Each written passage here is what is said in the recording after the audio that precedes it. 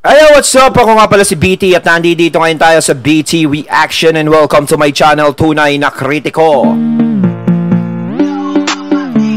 At meron po tayong panonooring video ngayon. Ito po ay nagmula kay Balita Hub TV. Sa mga hindi pa po nakakabisita sa channel ni Balita Hub TV, bisita na po kayo mga katunay.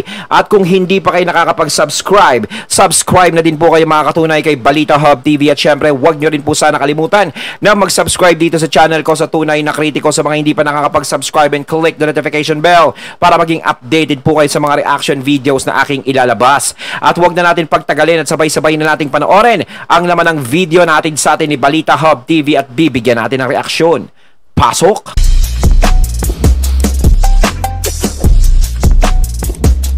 Balita Hub.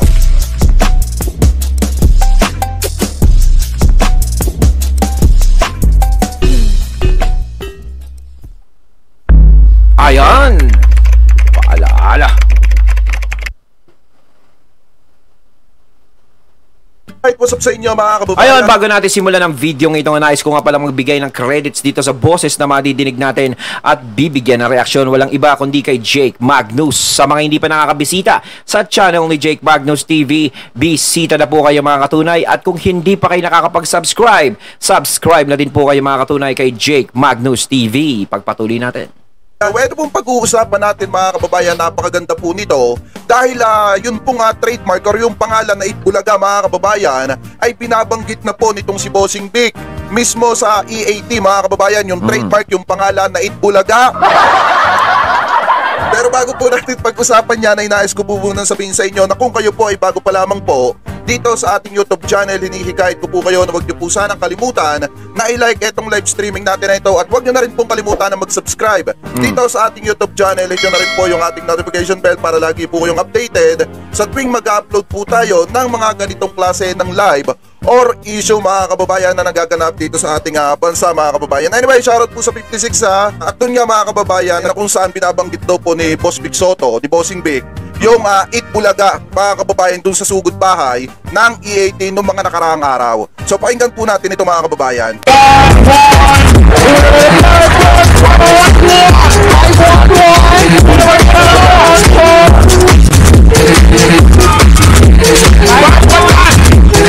Kasi nakalagay dito, Itbulaga, binanggit na ni Bossing. So pakinggan po natin mga kababayan. Higa! Anong pangalan ko yan? Tama! Ay, dalawa ka na! Celso Akali. Celso! Ako trabaho po yung saso. Driver. Driver ng jeep. Yeah! So, Celso, panalo ka na! 5,000!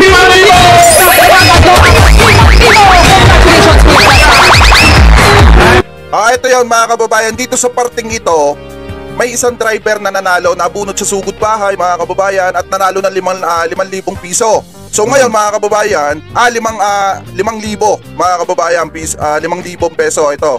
So ngayon, pakinggan po natin yung sinabi dito ni tatay. Nagpasalamat siya sa EAT pero sinagot po siya ni Boss Vic Soto mga kababayan. Ay, Itbulaga.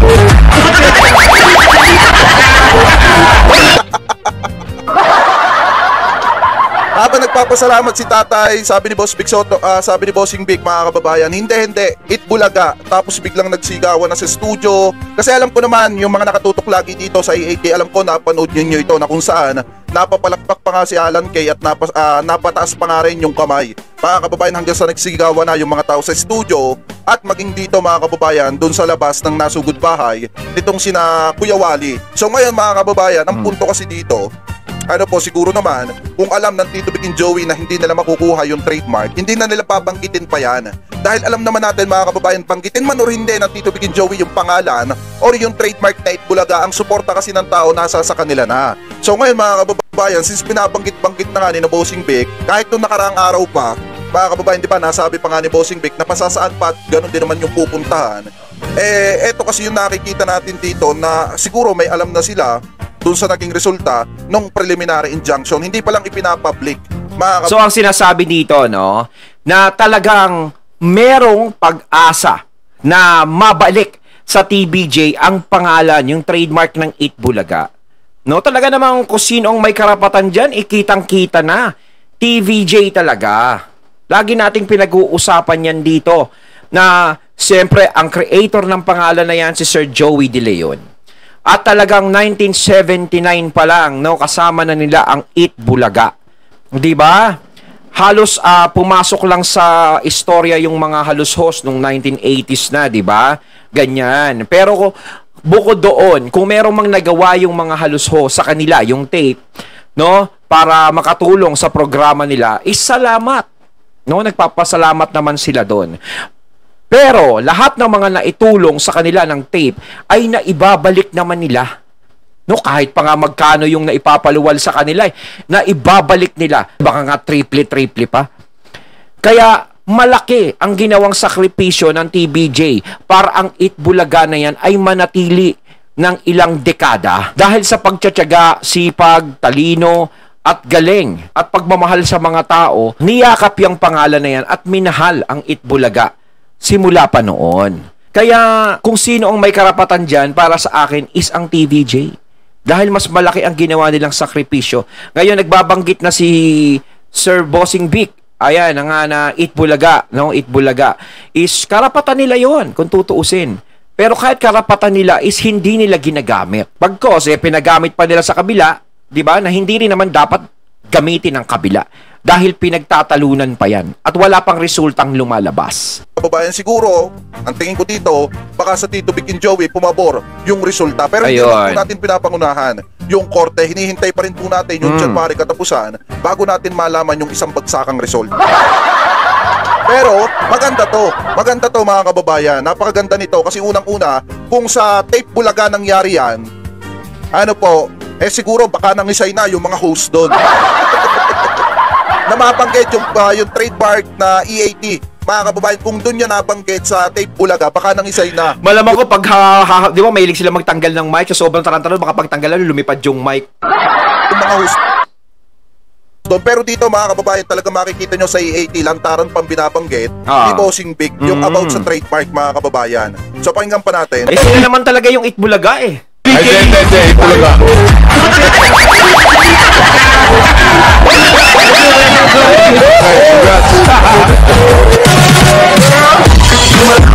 Kasi tingin ko talaga dito mga kababayan, sa January lahat happy-happy. Magkakaalaman na. Malapit na mangyari yun, siguro. Kaya nga po ay Ma'am Janet ano ba ibig sabihin ng BMD? BMB. Ayan, ay mega love shoutout Magtatanggal na naman ng mic si Buboy Gasol. Sigurado. Hindi kung talagang nangyari yan sa Tape Bulaga, baka nagtanggal na sila ng mic o baka nangisay na yung mga host doon. Pero mga kababayan dito, talaga sa EAT lantaran nilang binabanggit. At yan ay isang pahiwatig mga kababayan na malapit na nating mabawi or makuha yung trademark. Ganyan, kasi hindi nila matanggap doon sa kabila na ang tunay na mukha ng Eat Bulaga ang Tito Vic and Joey. Ang gusto nilang i-ere, ang gusto nilang ipakita sa tao na sila yung bagong mukha ng Eat Bulaga na hindi naman mangyayari. No? Hindi mangyayari yon dahil nandiyadyaan pa ang TBJ. Nandiyadyaan sa TV5. Diba? Okay lang sana kung yung TBJ mismo ang nagbigay, no, ang pumili, no, at nagsabi sa kanila na kayo na ang bagong Eat Bulaga. Kumbaga, pinasa mo na ang iyong corona no, dun sa papalit sa'yo. Diba? Ikaw na ang magiging tagapagmana nito. Parang ganon, diba?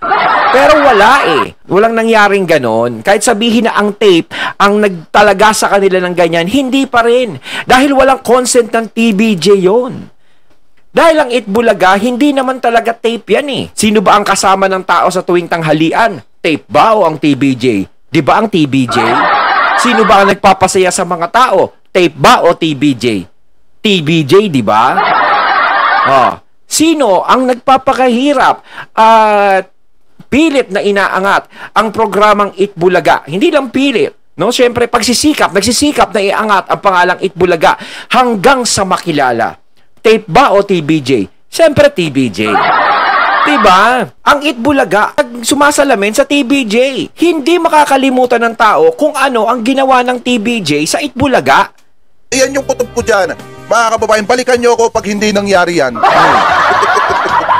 Pero mga kababayan, since ito binabanggit na nga ni Bossing Big, kasi kung si Sir Joey naman na nagbanggit nito, talagang masasabi natin ko muna dahil alam naman natin mga kababayan na si Sir Joey talaga, alam naman natin na siya yung gumawa ng trademark na Eat Bulaga, at alam naman natin na talagang ilalaban niya yun. Pero Since si Bossing Big na mga kababayan, nakilala nating tahimik pagdating sa mga issue, ang bumabanggit niyan, isang magandang pahiwatig na po yan. Baka alam na nila, or baka may nakarating na silang balita, mga kababayan, na sa kanila na pumanig, or umikot mga kababayan, yung bilog na bola. Ayon, at ating natunghayan ng video na nagmula kay Balita Hub TV at syempre natunghayan din natin ang boses na yan na nagmula kay Jake Magnus. Ayan mga katunay ha, talagang si Bossing Vic na ang nagbabanggit tungkol dyan sa trademark at mukhang malaki ang pag-asa na mapupunta sa kanila. Pero para sa akin, kahit sabihin na hindi mapunta sa kanila yan, okay lang dahil kaya ng TVJ. Naiangat nila yung panibago nilang programa na EAT. 'Di ba? At patuloy silang minamahal ng mga tao. Pero kumbaga, kung mapunta sa kanila yung Itbulaga is bonus talaga na makita ng mga tao na nakauwi na sa kanila yung pangalang Itbulaga. At syempre, ang pinakamatutuwa dyan ay yung trio. 'Di ba? Sila yung matutuwa dyan dahil matagal na nilang hindi nakakasama ang Itbulaga. Makatagal na nilang kasama yan tapos ngayon mahihiwalay sa kanila. No?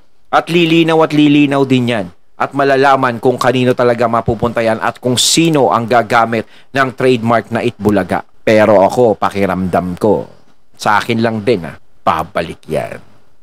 Kaya mga katunay, comment lang po kayo sa comment box sa masasabi nyo tungkol dito sa video na binigyan natin ng reaksyon.